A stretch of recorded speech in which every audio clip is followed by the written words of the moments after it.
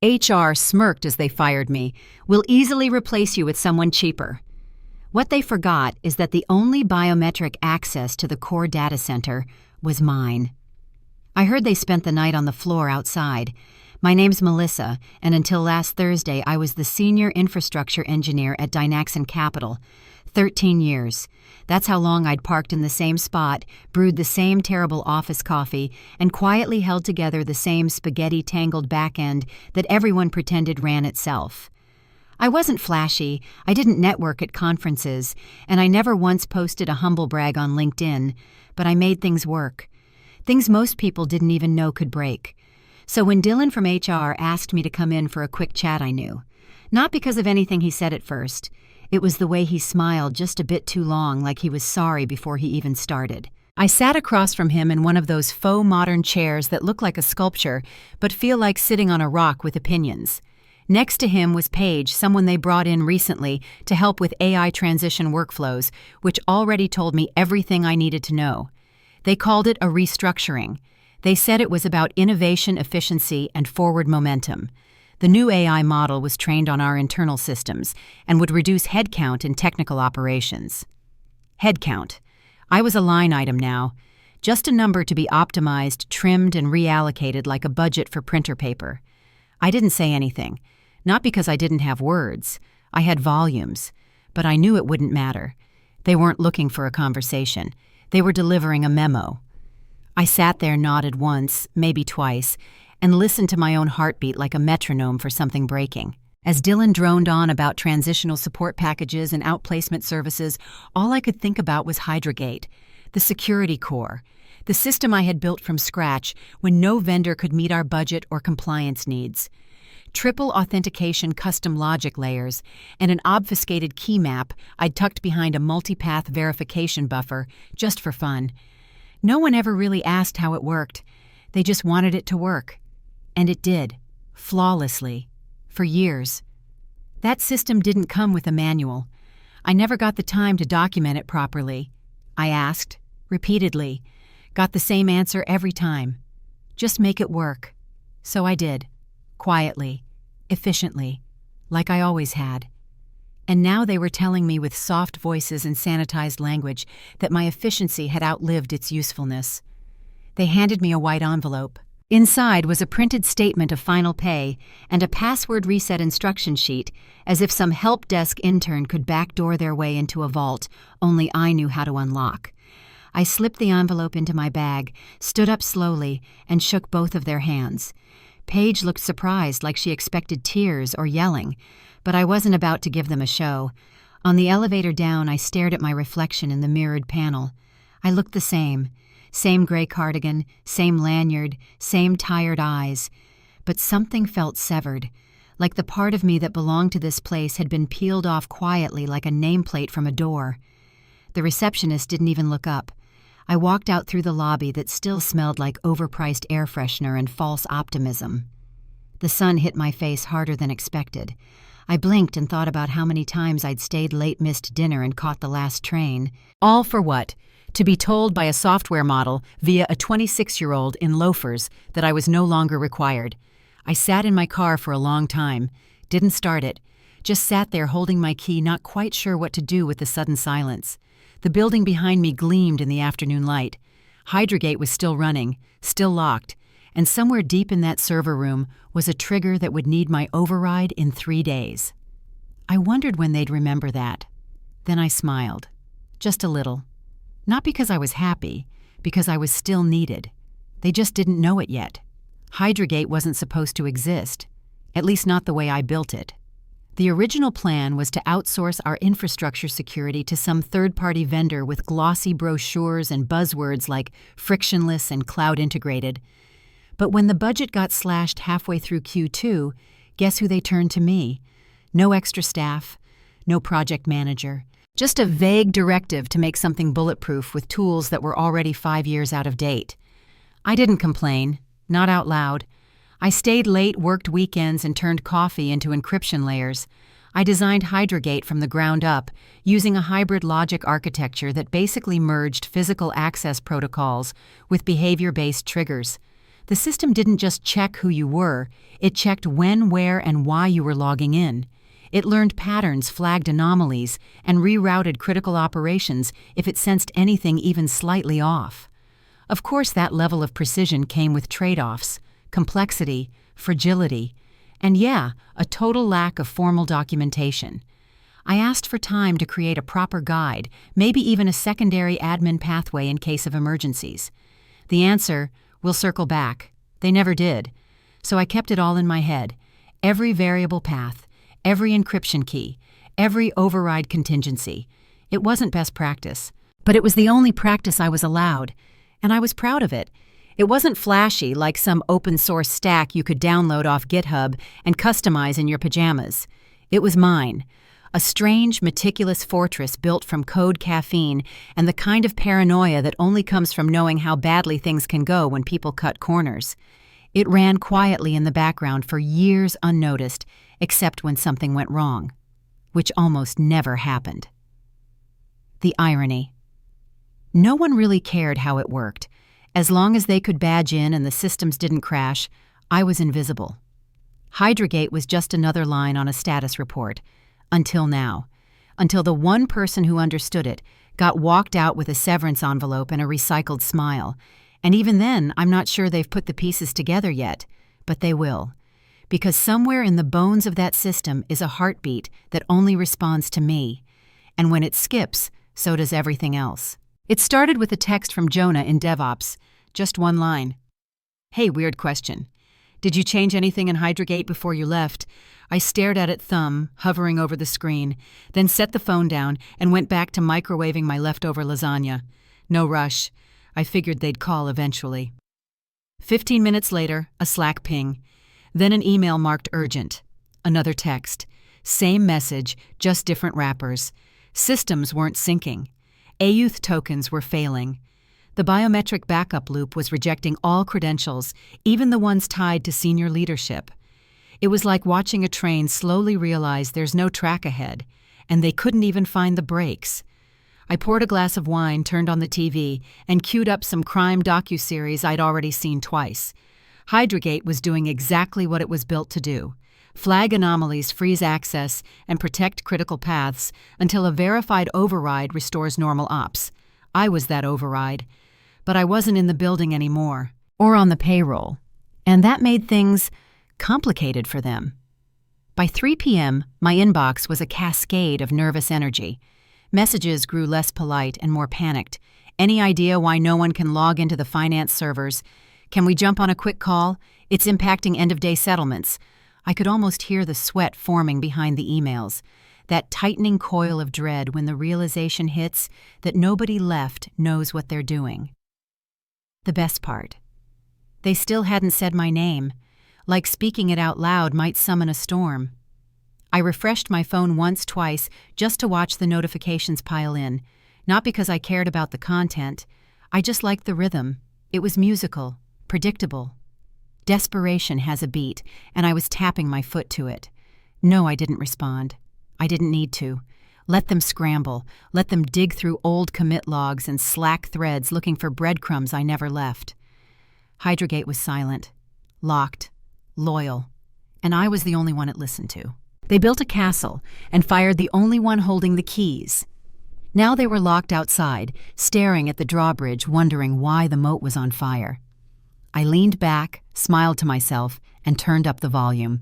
They were just getting started. By the time the third missed call came in, I had already poured my second glass of wine and was halfway through an episode of that home renovation show where every couple argues about backsplashes. I barely glanced at my phone. Just a soft buzz on the coffee table, another reminder that somewhere in a sterile glass tower, chaos was unfolding like a badly written script with no lead actress. The texts were getting longer, less polite, less coherent. Multiple departments were down. Hydragate had triggered a full lockdown protocol. No file access, no system push, no biometric clearance. I'd built in that trigger as a failsafe. If the system detected a top-tier user without proper chain authentication, it froze everything. A digital cardiac arrest. Apparently no one ever read that part of the specs.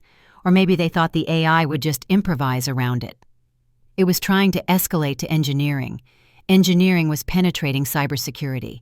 Cybersecurity had already tried rebooting the firewall instance. And someone, probably poor Kyle from facilities, suggested unplugging the primary relay box and plugging it back in. I snorted into my wine. Cute. The first voicemail came in around 4:12 p.m. It was Allison from Legal, her voice wobbling just slightly at the end when she mentioned the compliance risk. Something about client data SEC audits and operational exposure. I played it twice, not for the content, just to savor the tone. The slow unraveling behind corporate polish, like watching a soufflé collapse in slow motion. Outside my apartment window, the sun was starting to dip. I pulled a blanket over my legs, kicked off my slippers, and cracked open a bag of kettle chips.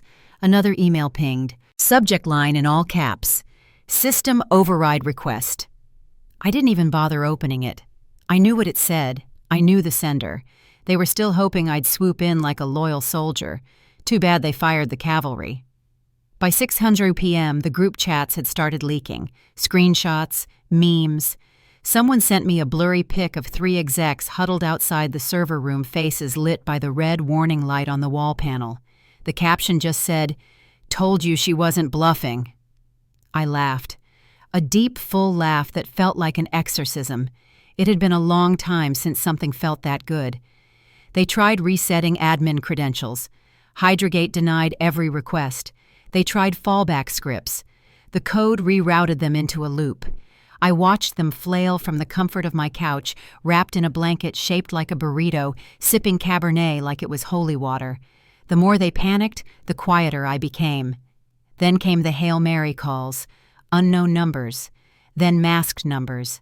Then Dylan himself, the same guy who sat across from me 3 days earlier, and told me my role had been eliminated in favor of a smarter, more scalable future.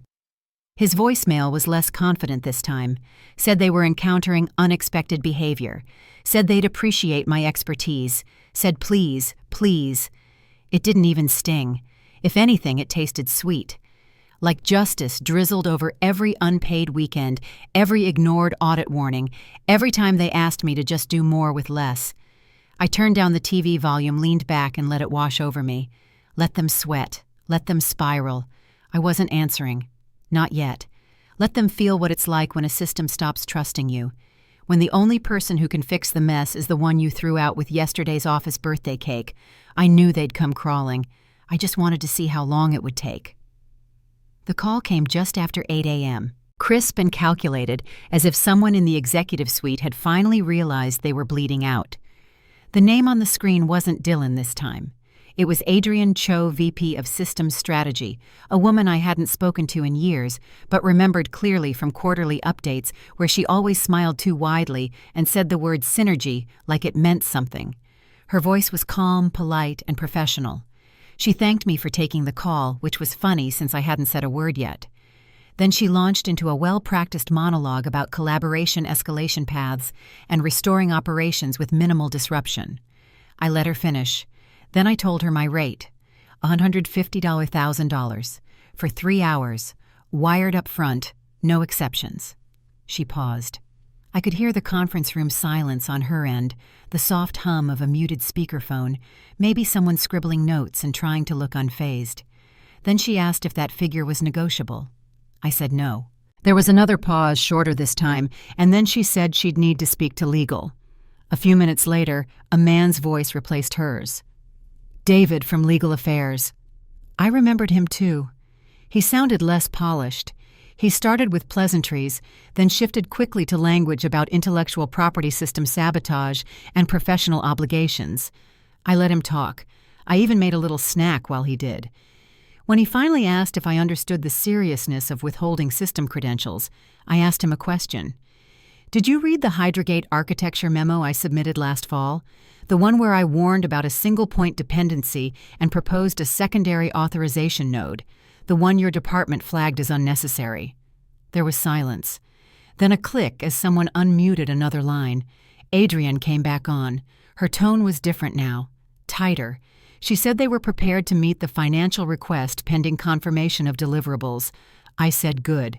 Then I added 2 more conditions. First, I wanted a written acknowledgement of my original design role signed and circulated internally.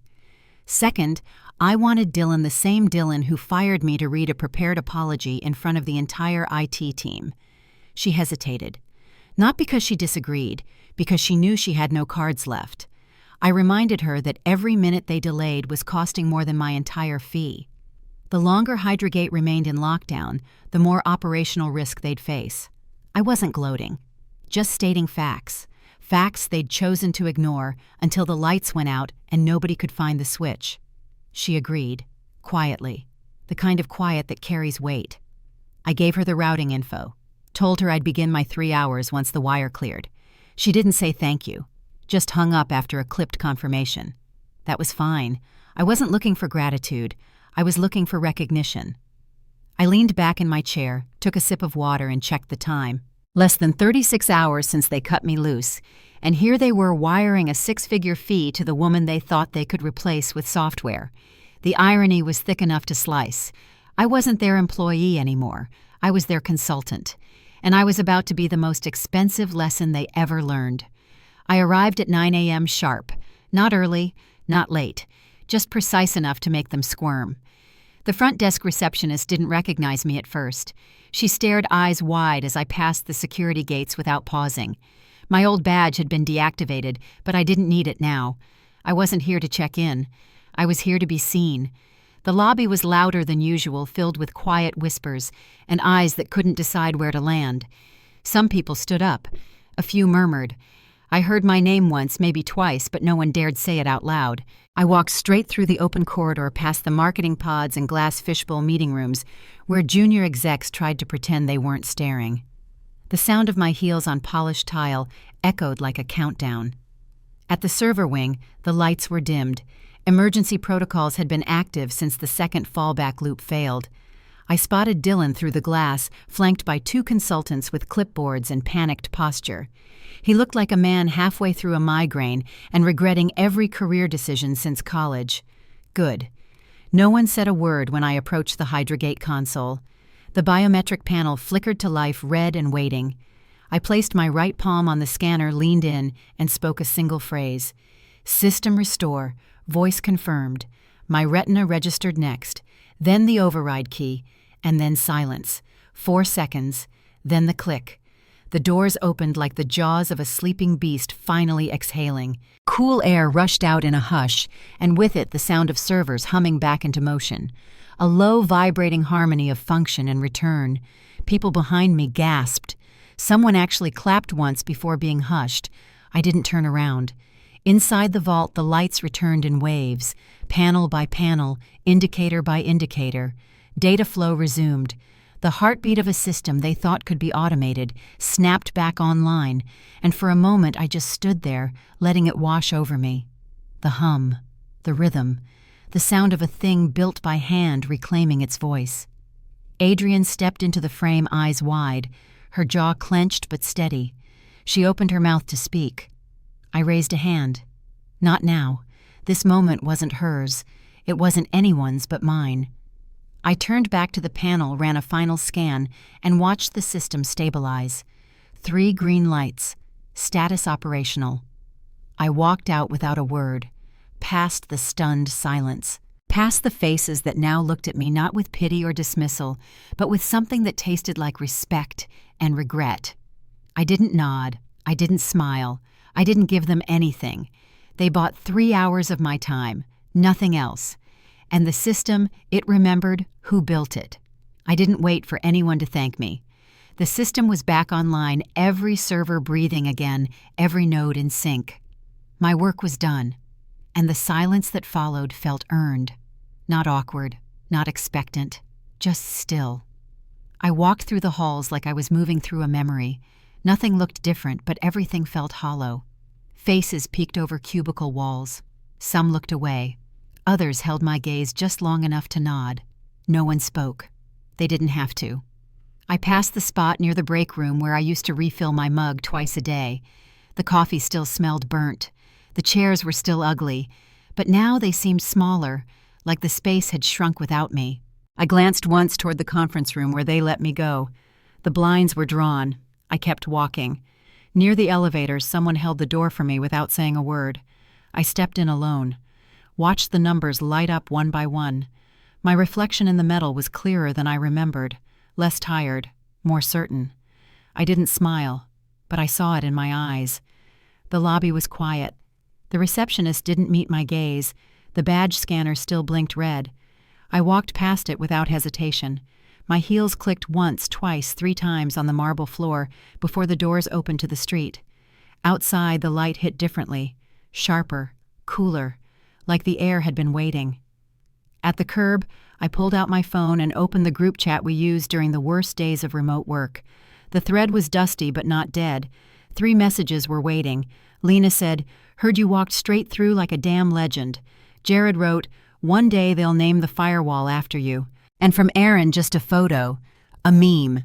Hydrogate with my name under it is tagged, "Architect Eternal." I chuckled once, quiet, then typed a reply. Good to see the system still has a sense of humor. I put my phone away and crossed the street without looking back. No slow turns, no dramatic pauses.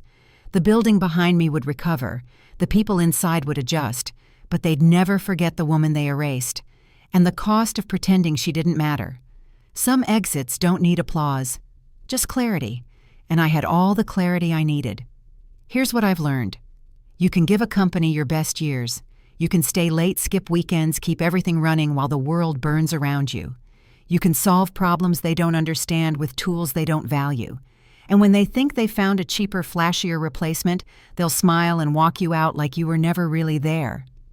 But here's the part they forget. Systems remember. They remember who wrote them, who stayed up late patching bugs that no one logged, who knew where the flaws were because they'd touched every line of code like it was a living thing. The system doesn't care about politics or org charts or fresh-faced hires with buzzword resumes. It only responds to truth, to fingerprints and voice prints and logic paths that were never documented, only lived. I'm not special. I didn't set out to be irreplaceable. I just did the work, the kind that's quiet and thankless and rarely mentioned in shareholder calls. But somewhere along the way, that quiet work became the spine of an empire. And when they cut it out, they realized too late that what they thought was redundant was essential. You might be watching this right now wondering if your work matters, if anyone notices, if your absence would make a sound. I promise you it would. Not always immediately, not always dramatically, but it echoes. Systems fail. The projects stall. And eventually someone will whisper your name in a room that once overlooked you. I don't need applause. I don't need them to like me. But they needed me, and when it mattered, I knew it. That knowledge was enough to carry me out of that building with my head high and my worth intact. Not because they gave it to me, but because I claimed it. We talk a lot about being team players, about not rocking the boat. But sometimes the boat is sinking, and the only thing keeping it afloat is the person nobody's listening to. If that's you, hold the line. Document what matters. Protect what you've built, even if no one thanks you for it. Especially then. You're not invisible. You're foundational. You're the reason things don't break. Until they do. Let them learn the hard way if they have to. You're not there to be a martyr. You're there to be the damn infrastructure. And if they choose to forget that, remind them the way only you can. With silence. With boundaries. With invoices. There's power in knowing your worth. Not shouting it, not begging for it, just knowing. Sitting in that knowledge like it's armor. Letting it speak for you when the calls come in frantic and late, asking for what only you can give. So no, I didn't go back to that job. I didn't need to. I left with more than I walked in with. Not just the payout, not just the satisfaction, but the clarity, the knowledge that sometimes the best way to prove your value is to let the machine break without you. And maybe, just maybe, someone watching this needs to hear that today. Maybe you've been holding your team together with duct tape and late nights and emotional labor no one acknowledges.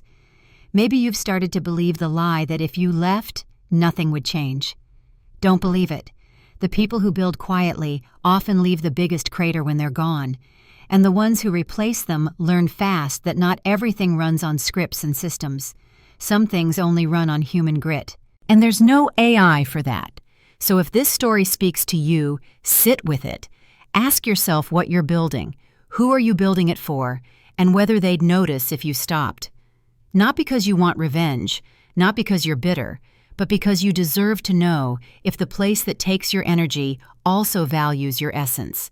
And if the answer is no, you walk, you rebuild, you name your price, you write your own documentation this time, and you sign your name where everyone can see it. Because being replaceable is a risk, but being forgettable, that's a choice. Don't let them make it for you. Now let me ask you something. If you disappeared tomorrow, would your system still run? Or would someone finally look up panic and whisper your name like a password they should have never lost? Think about it. Then act like you already know the answer, because you do.